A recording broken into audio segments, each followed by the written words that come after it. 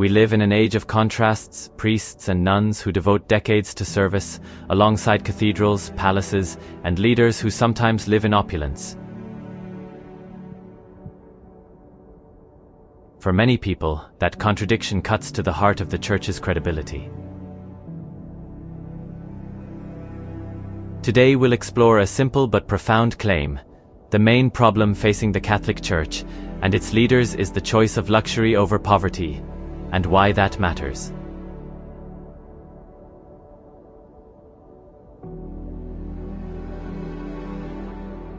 For centuries, Christianity, especially in its Catholic expression, has praised humility, solidarity with the poor, and a life of simplicity.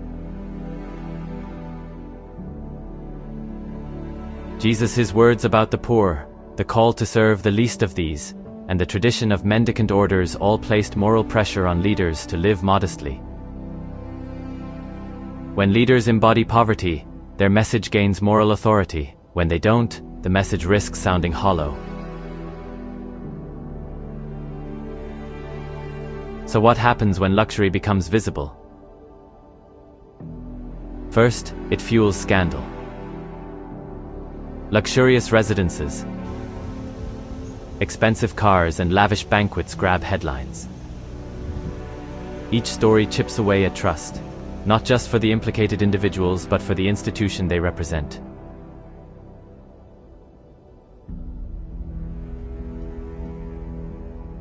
People ask, if leaders live in comfort while many faithful struggle, do those leaders understand or prioritize the struggles of ordinary people?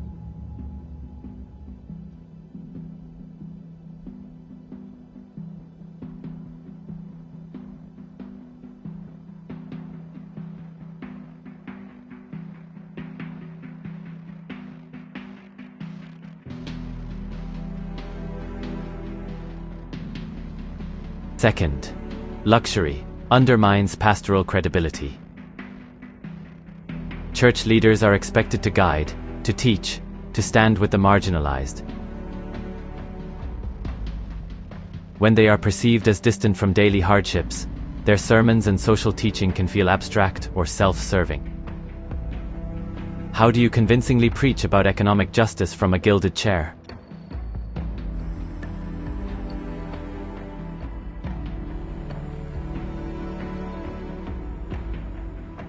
Third, luxury creates division within the Church.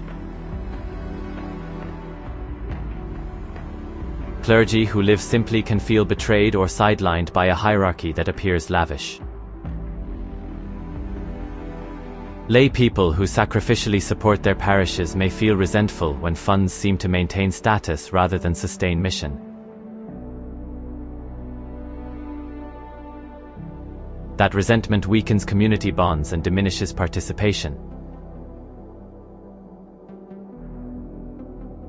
But this is not simply a moralizing complaint, it's also practical. Churches that lose credibility have decreased influence in public debates about poverty, migration, and human dignity. If Catholic institutions want to lead conversations about justice, they need moral consistency from their leaders.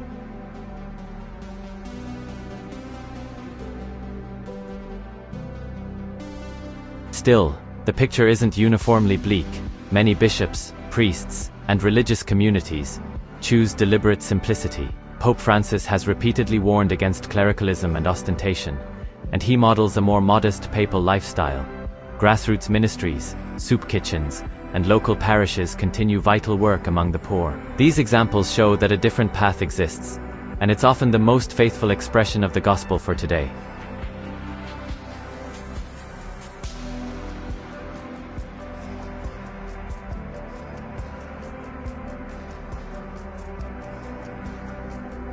So what would change if leaders chose poverty over luxury? First, trust would recover. People would see leaders as co-sufferers, rather than entitled spokespeople. Second, pastoral outreach would feel authentic. A priest who eats with the homeless can better understand their needs. Third, the Church's moral voice would carry more weight in public life. When leaders practice what they preach, their calls for justice resonate beyond church walls.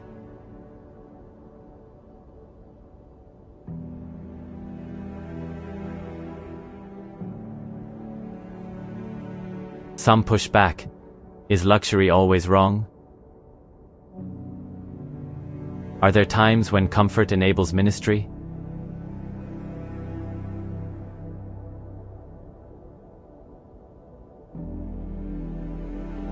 Those are fair questions. Modest offices, safe housing, and resources for care and administration are necessary.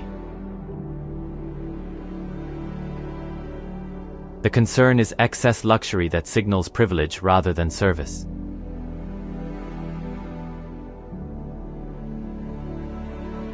The key is proportionality and transparency.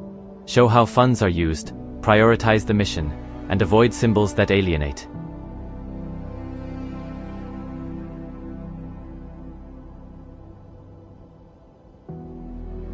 Finally, the remedy requires structural change, not just personal virtue. Transparent budgets, democratic oversight for large expenditures, clearer standards for clerical life, and supporting clergy who choose simple living can help.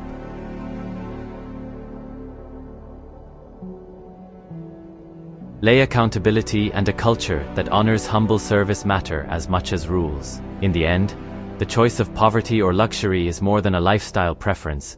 It shapes the Church's ability to embody its message.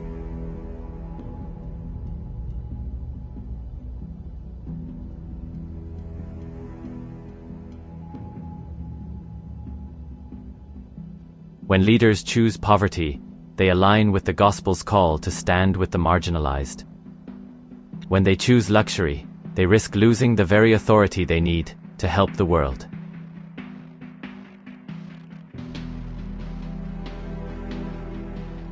If you care about faith, justice, or accountability, this debate matters. It's a conversation not only about bishops and palaces, but about what kind of church we want. One that listens and serves, or one that stands apart.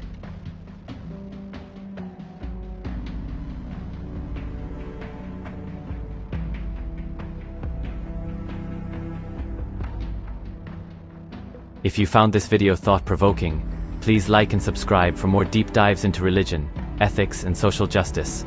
Tell us in the comments, do you think church leaders should be required to live simply? Share an example of a leader who gets it right. If you want more sources and further reading, check the pinned comment below. Thanks for watching. See you in the next video.